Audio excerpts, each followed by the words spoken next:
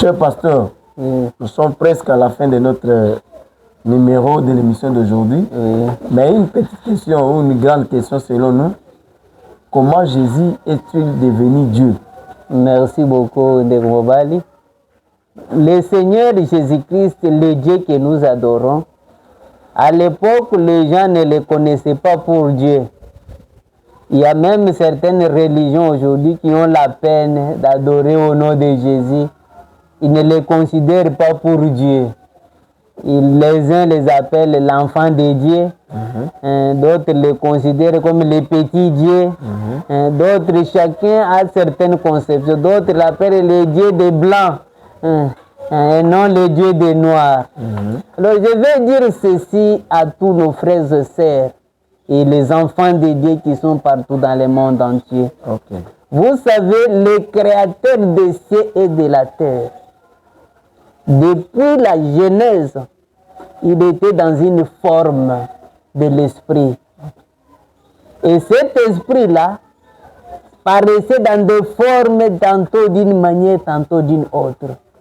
Comme il pouvait parler à Noé, il pouvait parler à Abraham, il prenait des formes différentes.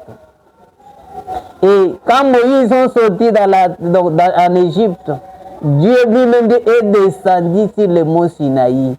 Les gens voulaient voir Dieu pour voir sa face, mais ils ont vu seulement la montagne trembler, de fumée, mais ils n'avaient pas vu Dieu. Mais Dieu était voilé dans la montagne. Alors dans Ésaïe 35, la Bible dit que Dieu à ceux qui ont le cœur troublé, prenez courage et ne craignez point. Voici votre Dieu, il viendra lui-même et vous sauvera. Donc le sauveur qui devait venir, ça serait Dieu lui-même. Alors de quelle manière il va venir?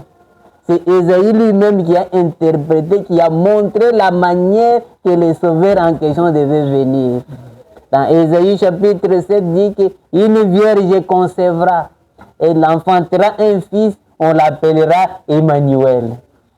Et dans Matthieu chapitre 1er, c'est là que la Bible dit que c'est ici qu'est accomplie la prophétie d'Ésaïe, qui avait dit que la Vierge concevra et enfantera un fils, on l'appellera Emmanuel, qui signifie Dieu avec nous.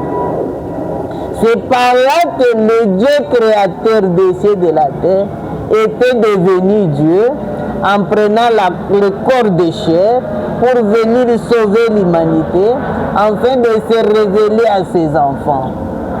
C'est pourquoi dans Jean chapitre 1er, au verset 14, la Bible dit que la parole a été faite chair. Donc la parole qui avait créé au commencement, à la Genèse, la parole qui était Dieu, qui était avec Dieu, cette parole-là a été faite chair et l'a habité parmi nous, pleine de grâce et de vérité.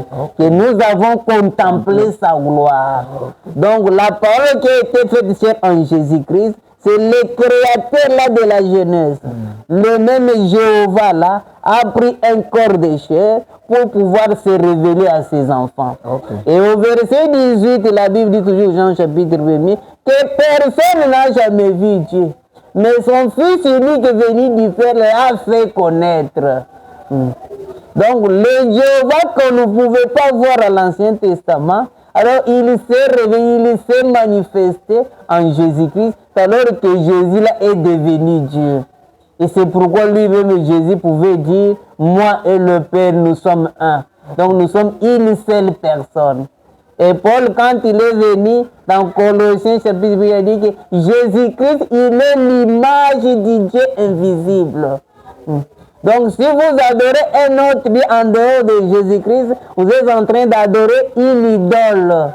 Et laissez le vrai Dieu véritable, qui n'est pas un Dieu de race, qui n'est pas un Dieu de tribu, il est le Dieu de toute l'humanité, le créateur des cieux et de la terre.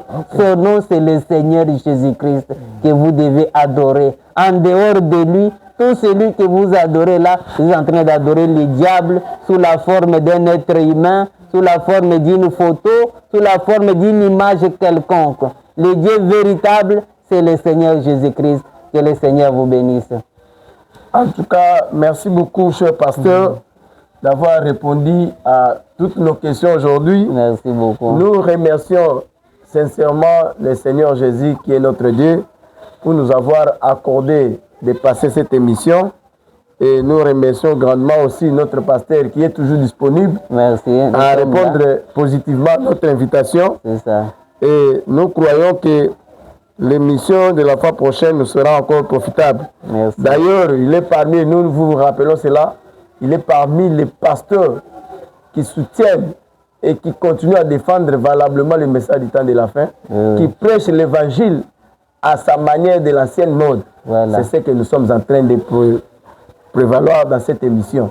En tout cas, cher pasteur, une fois de plus, nous te disons grand merci. Que Dieu vous et bénisse pour aussi. soutenir cette émission, chers internautes, nous vous prions de ne pas de nous envoyer de l'argent, mais seulement abonnez-vous à cette émission. C'est ça. Sur la chaîne YouTube, sur la Facebook, sur les TikTok. Si vous vous abonnez, cela nous fera du bien. C'est pour large visibilité de cette émission. Voilà. Et il y a un numéro de contact que vous pouvez nous voir facilement. C'est le 089 33 66 337. C'est ça le numéro de notre pasteur La Charité Moulowai, que vous pouvez nous contacter facilement. Que Dieu vous bénisse et à la prochaine émission. Merci.